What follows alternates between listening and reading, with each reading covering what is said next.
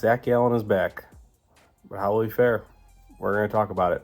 This is Krusty Case from the Go Boys Network here, coming to you with the slate preview for May 7th. I'd like to give a shout out to our sponsor, Sleeper Picks, but more on that later. Let's hop right into it.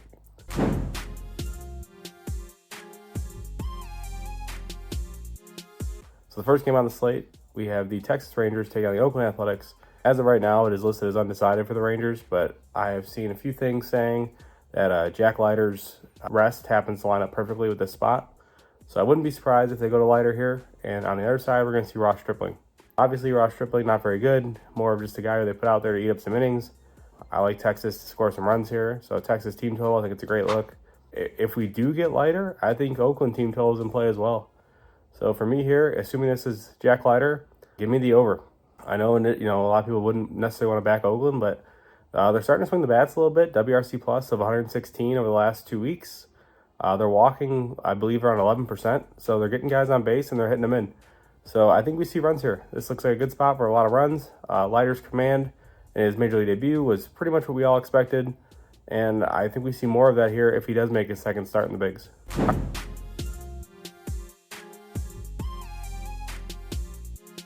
Our next one is the Detroit Tigers taking on the Cleveland Guardians. It's Kenta Maeda versus Logan Allen. You got to give me the Tigers here. Maeda started the season absolutely horrible. He's actually quite serviceable, though, his last few starts. Giving him 5 innings pretty consistently here. Not giving up a ton of runs, not giving up a ton of contact either. So Cleveland, without Kwan, they're a little weird. I still like their lineup, but I think missing Kwan is a bigger deal than people realize, because he really kind of sets up the rest of the team and sets up the rest of the offense. So I like Maeda to kind of hold his own here. And I think this Tigers team, who's hitting left-handed pitching pretty well, can really get to Logan Allen. Logan Allen's one of those guys who, to me, just doesn't have the stuff to consistently, dominate lineups. And he's coming off a performance against the Astros where he was just that, pretty dominant. And I think we see a bit of a, regression to the mean here, where the Tigers get to him early and often. So I'll take the Tigers in the first 5 on my line. You couldn't talk me off full game though either. Both these bullpens are top 5 in all baseball right now. But I just would rather back them with Maeda in and hope they get to Logan Allen early.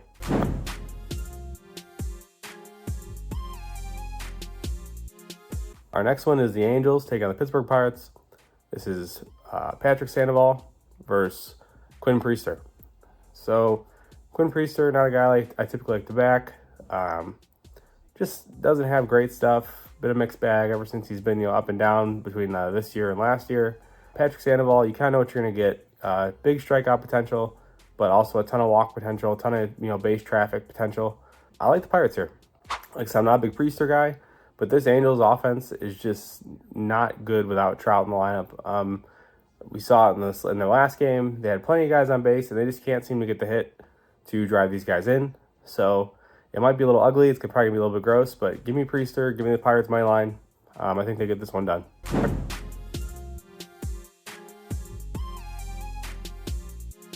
Our next one is the Arizona Diamondbacks taking on Cincinnati Reds. This is Zach Gallen versus Frankie Montas. So you got Gallen, who skipped his last start, coming off a hamstring injury. They gave him the extra rest because he just wasn't quite there yet. And so everything I've read, they say that he's 100%, he's good to go, ready for the spot. The only question would be is if the game goes, because as of right now, they're predicting quite a bit of rain in Cincinnati for this one. So if it does go, I like Zach Gallen. I like his strikeouts. It's a great matchup to come back for, because you're getting a Reds team that, as we all know, strikes out a ton. Right around 27.8% versus right-handed pitching last 2 weeks. Bottom 10 in contact and pretty much every swing metric that I like to look at. So I think Zach Gallen K's, I'm assuming like a 5.5, just because that's usually where he's always at. I would love the over 5.5 there if this game goes. Montas on the other side, I believe he's been hurt twice already this season. He was put on the Reds team to be an innings eater, and he's been the exact opposite of that. So with that being said, I do think he can pitch relatively well here. Diamondbacks team who's really just not hitting overall over the last 2 weeks. And so Montas, while he's not great, he can take advantage of the spot with a team that's kind of scuffling. And I think that he can keep him, in check at least for the first 5. So I know it's a little scary because it's at Great American Ballpark, but give me the first 5 under and Zach Gallen K's.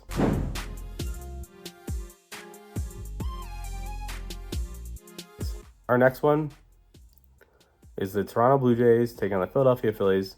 This is Jose Berrios versus Christopher Sanchez. Sanchez coming off a game where he pitched extremely well against the Angels. You got Berrios coming in this one, looking to just continue to pitch. He's been outstanding this season. Obviously, probably the toughest task he's had all year, truthfully. And this Phillies team is scorching hot at the plate. They're stealing a ton of bases. They're putting a ton of pressure on opposing pitchers. And I think it's really paying off for them. You see it. You see the chaos they create, essentially. And I like that here. Sanchez, it's a bit scary because obviously the Jays are kind of built to smash left-handed pitching. But they're really not hitting left-handed pitching that well right now. Maybe down the stretch, maybe when it gets into July, they'll kind of hit their stride and get the bats going. But overall, right now, they haven't been great. So for me here, I'll go with Philly. I like the Phillies. I like them at home. Obviously, like I said, Barrio's been outstanding. But I just think this matchup's going to be really tough for him. He's going to see a ton of guys, like I said, who see a lot of pitches, who can work counts, who can, if they get on base, they're going to create some havoc. So give me the Phillies. I think Sanchez can hold his own here. I think they get it done. What's going on, everybody? I just want to take this moment to give a special shout out to our sponsor, Sleeper Picks. Thank you for sponsoring this video. And don't forget, you can use code GOLDBOYS for a $500 deposit match on your first deposit. Thank you, Sleeper Picks, for sponsoring this video. Now back to the bets.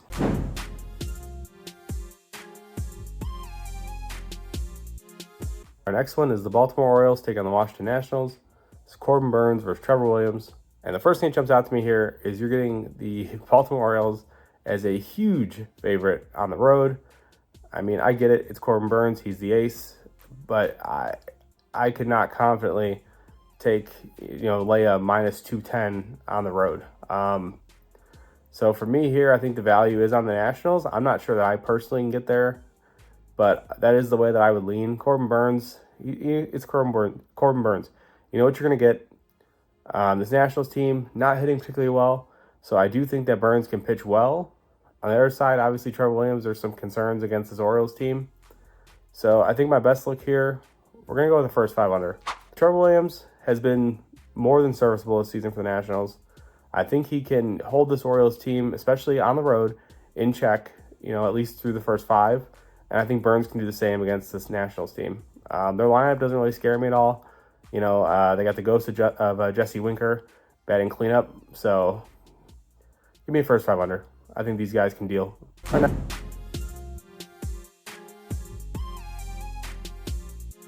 Our next one is the Chicago White Sox taking on the Tampa Bay Rays. So it's Michael Soroka versus Zach Eflin. And you got to give me the Tampa Bay team total here. They're finally starting to get these bats going. You've seen it the last 3-4 games. You saw it in this last one against Clevenger. They absolutely touched him up. 4 runs in 2 innings and just kept piling it on after that. I think Soroka's in for a rough one here. At the Trop, tough place to play, tough place to pitch. And I just think that the Rays stay hot. They're going to see Soroka this will be the first time, sorry. This will be the first time they've seen Soroka this season. But he hasn't pitched well overall. And as we all know, heavy reliance on the sinker, which doesn't do a whole lot. And against this Rays team, it's definitely a pitch they can handle. And you're catching them at the right time with them getting hot and Josh Lowe coming back. So give me the Rays team total here. I think they could put up, 5-6 runs pretty easy.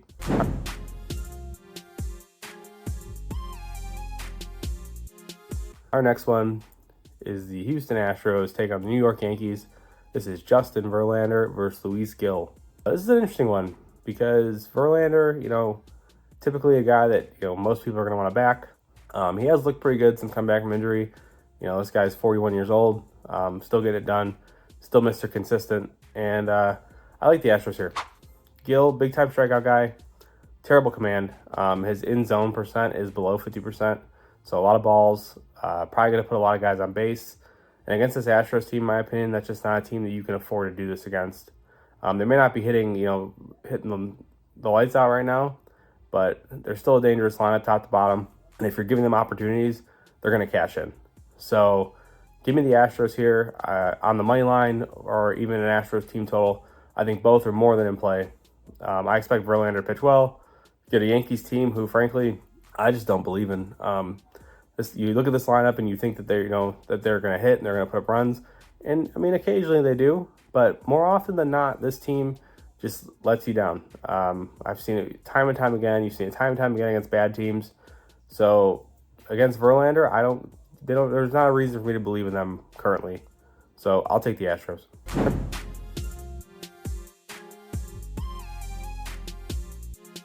Our next one is the Boston Red Sox taking on the Atlanta Braves. Cutter Crawford versus Ronaldo Lopez. Sneakily, one of the best pitching matchups on the slate. Cutter Crawford has been outstanding. The Boston pitching staff as a whole has been outstanding. They've done some really cool things over there with these guys' pitch mixes, changing them up, and just making these guys, borderline unhittable right now. So Cutter Crawford, obviously tough matchup because he gets the Braves. Braves bats obviously swinging it. They are striking out quite a bit. Ronaldo Lopez on their side, since becoming a starter for this Braves team, been absolutely outstanding. So for me here, I like a first 5 under. I think these guys can both pitch well enough to keep this thing low scoring. Like I said, you get a Braves team who is striking out quite a bit, and I believe Cutter can take advantage of that. On the other side, obviously it's a bit scary with this Boston team because they are hitting pretty well right now. But I just think Ronaldo is just one of the guys just so locked in. And I think that, when you look at this game, people are going to want to bet the over because you're going to see these two offenses.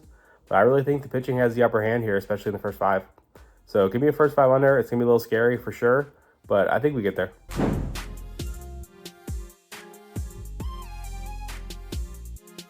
Our next one is the Milwaukee Brewers taking on the Kansas City Royals. This is Colin Ria versus Seth Lugo. This is just two guys who are those, give me the ball and I'll go get you 6 innings kind of guys. And I like that. This game's probably going to move pretty quick. Don't love either side, truthfully. It's a tough one for me because Ria, overall, not the best, obviously. Like I said, he's going to eat innings, but that usually doesn't come without giving up a few runs. Seth Lugo has been absolutely outstanding through his last 2 starts. He's using his curveball a lot more, and he's getting a ton of whiffs and a ton of swings and misses on it. So I think you could look at Lugo case here, depending on what the line is. I wouldn't play any higher, like a 4.5. But with the usage of his curveball the way it has been, I just think he's going to get a ton of strikeouts here against this Brewers squad. They're kind of regressing to kind of where they were last season. We're a little bit above league average in K%. And I think we continue to see that, especially if Lugo, like I said, does choose to use that curveball more. In terms of side, though, I'm not running to back either side, truthfully. I'll give you a small lean to the Royals. I like Lugo better than Ria, but I don't love it. Neither guy is a guy I'm really willing to back confidently. So I'll go small lead to the Royals here on the money line. Wait, before we get back to the picks, I wanted to thank you all for watching. Friends don't let friends watch videos without hitting the like button. So go ahead and press the thumbs up button and like the video. If you're new here and not subscribed, you should go ahead and do so because we're dropping new content each and every day on the Gold Boys Network. We strive to cover every sport and give out picks and analysis and valuable information for free on the Gold Boys Network. So make sure you're subscribed and hit the bell so you can get notified when we drop something new. I'm Brad Thomas. Let's get back to the picks.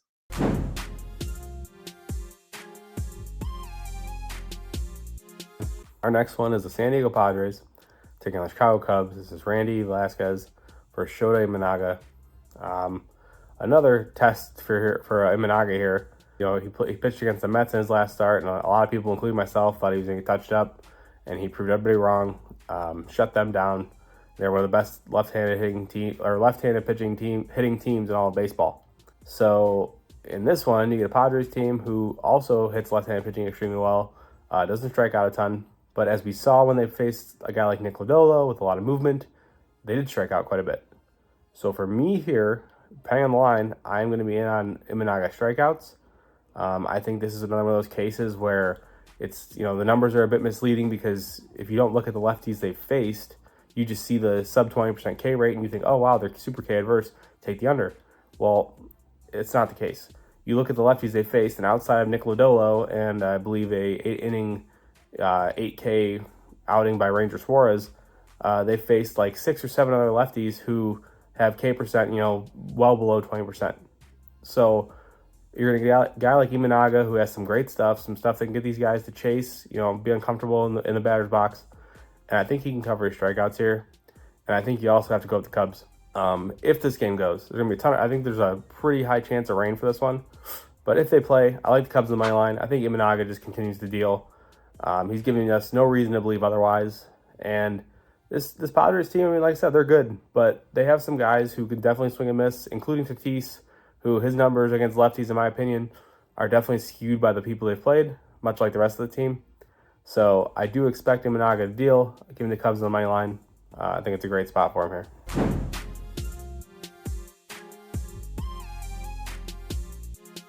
Our next one is the Seattle Mariners taking on the Minnesota Twins. It's Emerson Hancock versus Bailey Ober. This is a pitching matchup between two guys who I don't have a ton of interest in backing. I think you can look at Bailey Ober in terms of his strikeouts. Obviously, you're getting the Mariners, one of the highest K rates in all of baseball. We all know that. It's not a secret. And I think Ober can cover his. I'm guessing it's going to be 5.5. Not a number I love with him, but in the matchup, it's hard to ignore. So for me here, Ober K's, think it's a look. Emerson Hancock, not a big strikeout guy, and the Twins have been a little bit better lately in terms of K's, so definitely not running to back him in any capacity. Give me the first 5 under, and I'm going to tell you why. So Twins not hitting right-handed pitching very well, below league average right now, and then you have Seattle, who kind of in the same boat here, below league average, and while they have guys who can do damage, I just don't know that it comes here against Ober. Ober's one of those guys who, like, as many times as I've watched him and I was waiting for him to get lit up, it just never seems to happen against the teams that you would expect it to happen against. It always seems to be the teams that, you don't expect it. So it's a little scary, like I said, because, both these teams do have some guys who can absolutely, mash, and, like, the Twins have guys who really hit well against the sinker. But I just don't trust these lineups right now in their current state. So I'll go with the first 5 under. I think we see a bit of a pitching duel early here between these two guys. And when it gets to the bullpens, all bets are off. So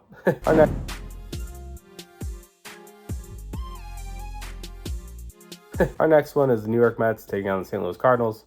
This is Jose Butto versus Miles McCollum. For me here, I think you gotta give me the Mets. Butto's impressed me quite a bit here. He did struggle against the Cubs, which I think a lot of people expected because they don't chase outside the zone, they don't expand the zone. So for a guy like Butto, who's been relying a lot on getting teams to chase, it's just a really tough matchup for him. You're getting a Cardinals team here who swing metric wise is like middle of the pack and pretty much everything. And I think Butto can pitch well. In terms of the offense, though, I do like them to get to McCullers. He's just not, he's like a Kyle Gibson, which, where he's going to go out there, he's going to give you 6 innings, but he's going to easily give up, 3, 4, 5 runs, and I think that's going to be the case here. I think he gives up, I think he gets touched up. I think he might still go 6 innings, but he's going to give up 3, 4, 5 runs, and it's going to be more than enough for the Mets to get this one done with Butto on the mound. So, Mets money line.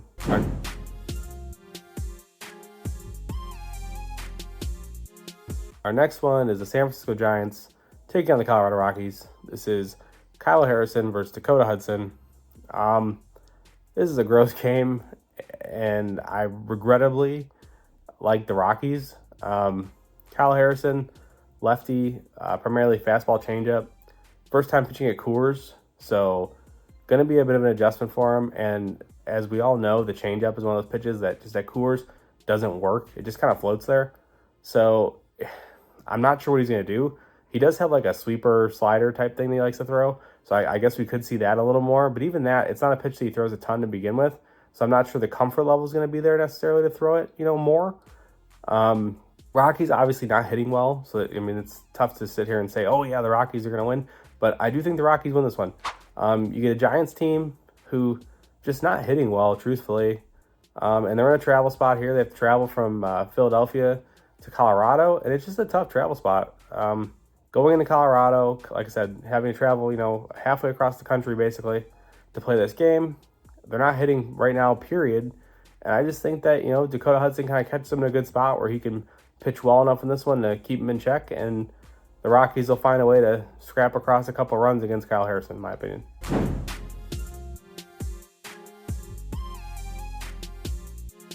The last one on this slate is the Miami Marlins taking on the LA Dodgers. This is Edward Cabrera versus Yoshi. I saw the price for this one prior to this, and the Dodgers are minus 320 on the money line.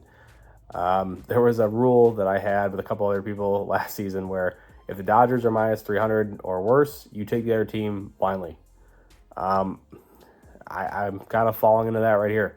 So Obviously, Yamamoto has been outstanding. I'm not going to take that away from him. He's been great. Marlins not hitting a ton. That being said, minus 320 money line in baseball, just from a value standpoint, there's none there. The run line is you're laying juice on a run line. So for me here, it goes beyond the whole like handicapping the game, and it's just a thing of value here. You're getting Edward Cabrera, who is the ace of this squad right now, and obviously the command's a bit of an issue, and it's always going to be an issue. But you're going to get such a great price with him, and we all know he's more than capable of going out there and absolutely dealing. It's just a matter of if the command's going to be there or not. So I think from a value standpoint, we back the Marlins here. You probably can get the plus 1.5 at a playable line. So for me here, I'll go Marlins plus 1.5 and trust Cabrera to go out there and have a nice game. Walks are always going to be an issue for him. We know that, but the strikeout stuff is elite. And if he can at least get these guys into 2 strike counts, I believe he can keep them in check and keep his team in this one. I'm not sure what the Marlins do in terms of offense, but I do like lean under for this game. I think it's going to be low scoring, which is another reason why I like the plus 1.5 for the Marlins, because I can see this being a 1-run game. That does conclude our slate. If you could do me a favor, drop a like, drop a comment. Let me know what you guys are playing. I'd love to read them. I love reading them. I read a few great ones last night. Would love to read the ones you guys got for this slate. As always, you can get all my plays at goboys.com. And if you have a gambling problem, dial 1-800-GAMBLER. Thank you, guys.